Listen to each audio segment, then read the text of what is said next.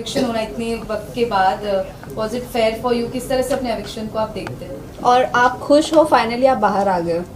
हाँ डेफिनेटली मैं बहुत ज़्यादा खुश हूँ। मतलब मुझे तो ऐसा लगा था कि पता नहीं शायद मैं बाहर आऊँगी या नहीं, मतलब because I was waiting for it desperately.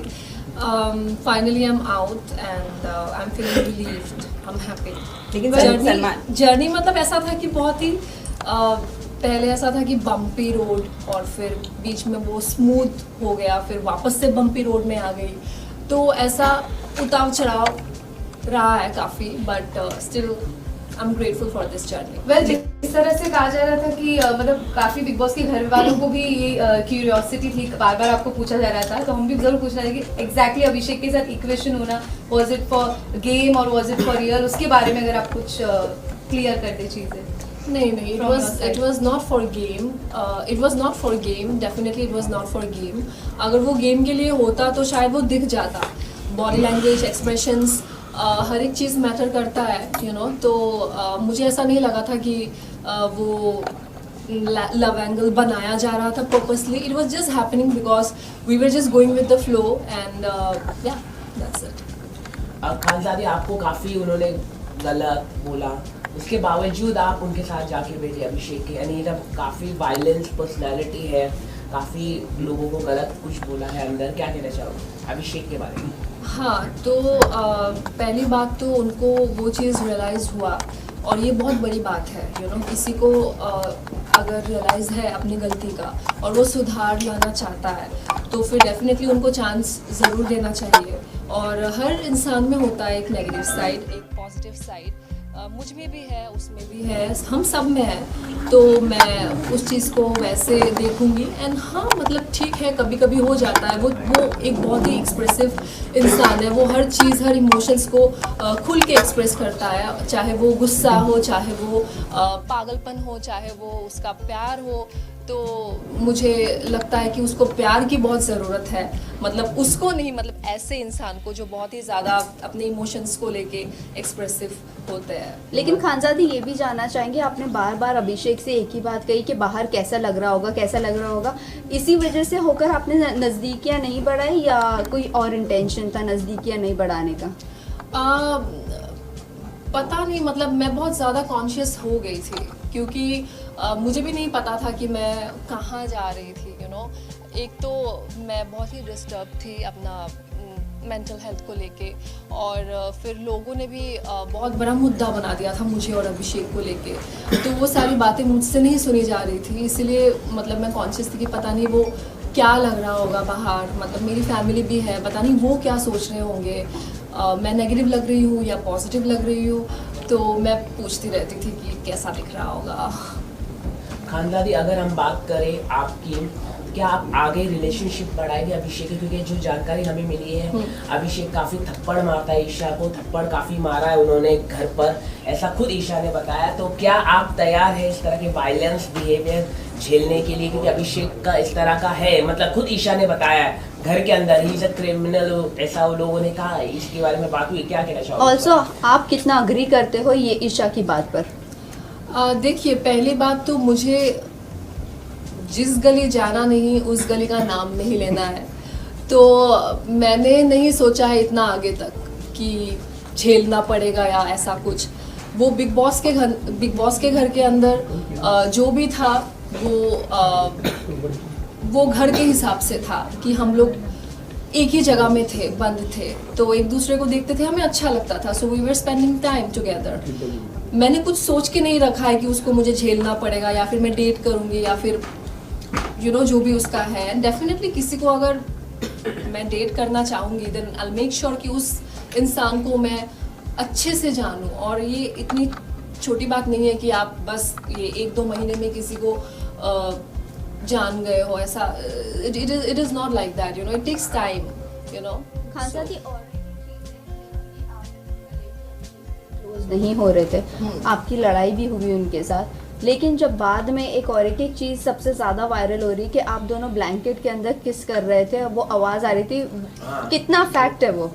नहीं, वो बिल्कुल नहीं था. पता नहीं वो क्या आवाज़ था या क्या था, आई डोंट अंडरस्टैंड। वो कुछ कह रहा था मुझे जो वो सना को नहीं सुनाना चाहता था, और फिर मैं भी उसको कह रही थी कि you know what, like she is, I mean अच्छा नहीं दिख रहा होगा ये बाहर जो भी है, so it was like that. Khansada, आपके अकॉर्डिंग सबसे अच्छी गेम कौन खेल रहा है और आप क्या चाहती हैं कौन जीतेगा? मैं चाहती हूँ कि ये जो गेम है बहुत ही अच्छे से, बहुत ही शिद्दत से मुनावर, अभिषेक एंड अंकिता जी, क्योंकि ये लोग काफ़ी पैशनेट है, काफ़ी डेस्परेट है और काफ़ी डेडिकेटेड है इस चीज़ को लेके। सो आई थिंक कि जो लोग अपना 100% दे रहे हैं उन्हीं को ही आगे बढ़ना चाहिए, और वो ये तीनों ही है। बस मुनव्वर की बात करें तो स्टार्टिंग में आपका बॉन्ड मुनव्वर के साथ अच्छा था, ऐसा क्या हुआ जिसके बाद आपका बॉन्ड मुनव्वर के साथ खराब हो गया? खराब नहीं हो गया, मतलब हमने एक डिस्टेंस मेंटेन करना शुरू कर दिया। It was because of Mannara, क्योंकि मनारा सिर्फ मैं नहीं कह रही हूँ, वहाँ पे घर में बहुत सारे लोग हैं जो मानते हैं इस चीज़ को लेके कि मनारा अपने फ्रेंडशिप्स को लेके काफ़ी पॉजिटिव है, और उन्होंने मुझे काफ़ी सारे टैग्स दिया था कि मैं उसको लेके इनसिक्योर हूँ, मैं उनको फॉलो कर रही हूँ, मैं उनके रास्ते पे आ जाती हूँ, पर ऐसा कुछ नहीं है। ऐसा अगर कुछ होता तो आप लोगों को दिख जाता वो चीज़। तो उसकी जो गलत फहमी है उसको दूर करने के लिए मैं खुद ही दूर हो गई, मतलब जिन लोगों के साथ में वो क्लोज थी। वेल मनारा की अगर बात करें तो जब इनिशियल डेज में आप रात में जब भड़क जाती थी, जो अंकिता भी बोलती कि रात में ड्रामा शुरू होता है, उस वक्त मनारा ने कमेंट किया था that you are not normal, वो भी अभिषेक और ईशा के साथ बैठकर।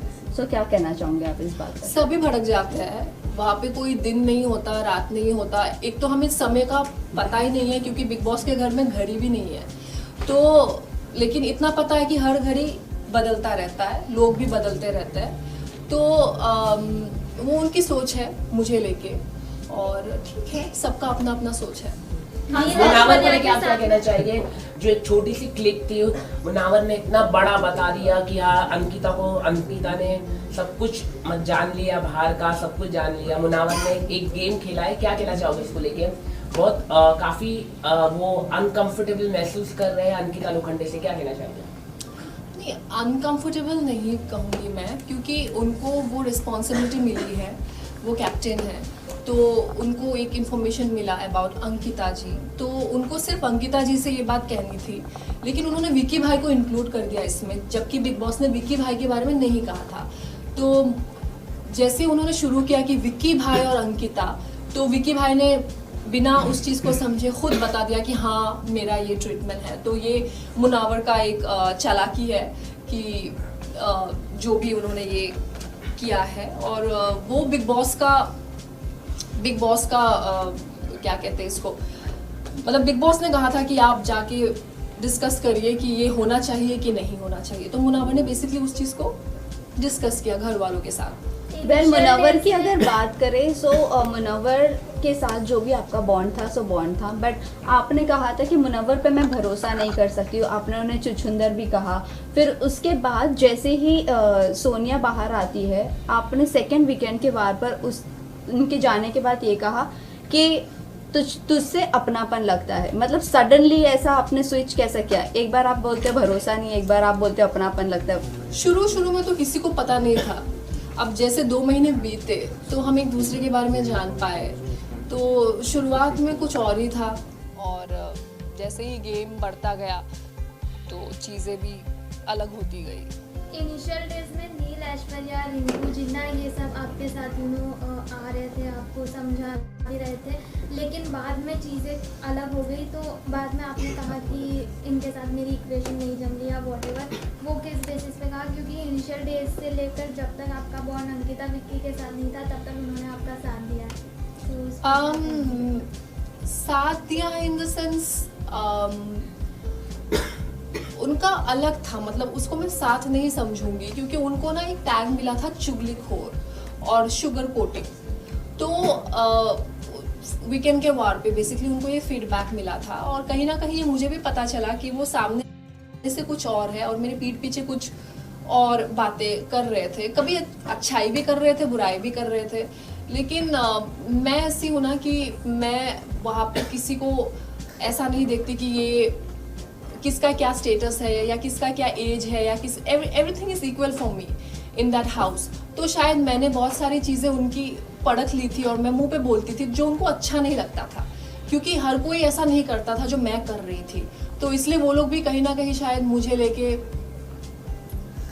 थोड़ा सा, कैसे बताऊँ, इनसिक्योर तो नहीं बोलूँगी, ठीक है, लेकिन मतलब मुझे दबाने की कोशिश कर रहे थे।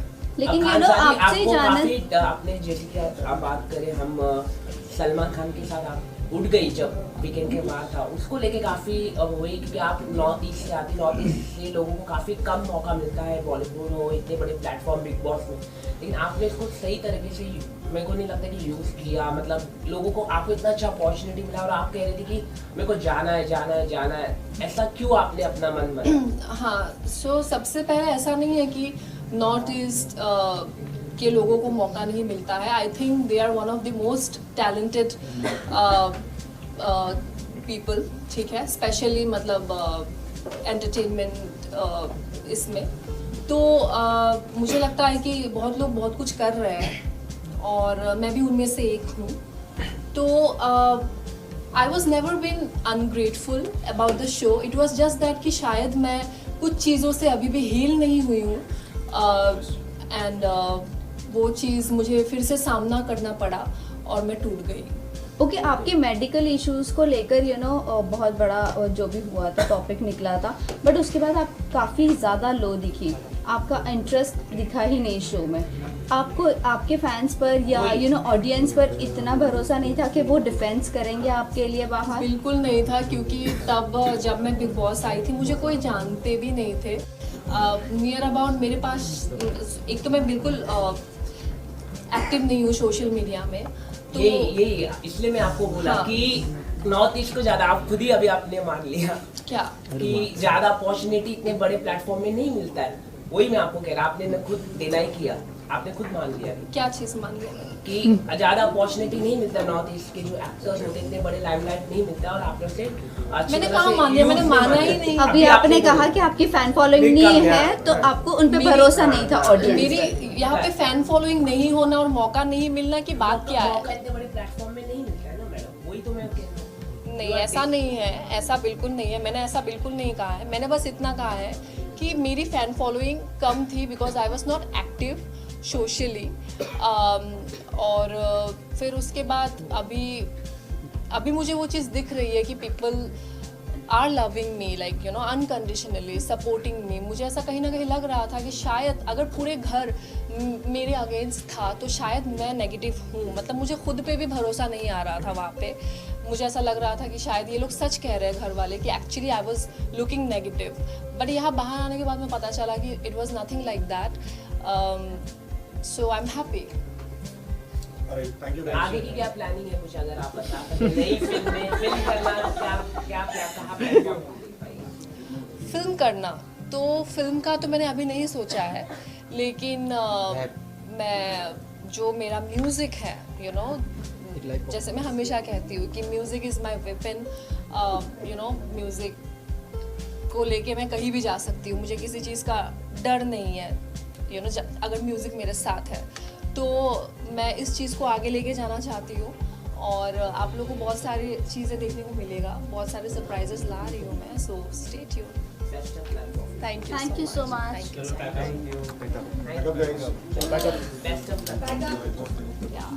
गाना नहीं सुने? अरे माइक ले ले जल्दी, रवि माइक ले लो, एक रैप करने दे रुको। रैप नहीं करने सुने। अरे हम दे देंगे नंबर, अलग से क्या पूछ रहे हो? आयुष